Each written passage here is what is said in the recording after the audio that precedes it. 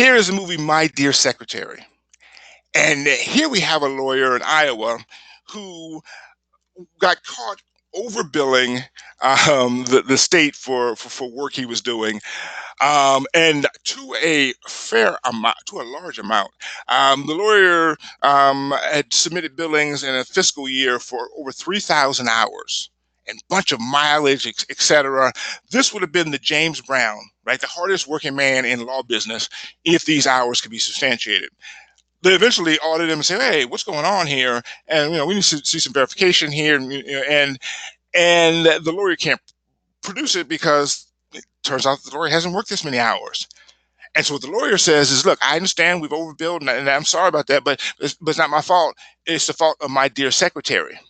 My secretary, and God bless her, her husband been killed or a few years ago. Horrible thing, and so she hasn't been on top of her game. She's obviously distracted, understandably so, and so she was been adding hundreds of extra hours a month to my billings. I can't be mad at it.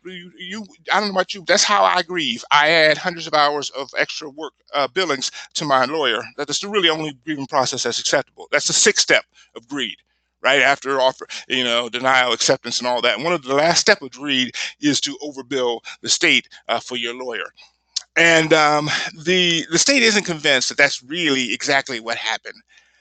They furthermore state, and this is the important part, and this went to the Iowa Supreme Court, so it's important. But the important part here is that even if you're right, you were still responsible for this. You signed on the dotted line, and therefore, whatever your assistant signed, whatever your assistant put in front of you, if you just willy nilly sign it, you're responsible, because what your signature was not that you saw this, but that you certified it was true.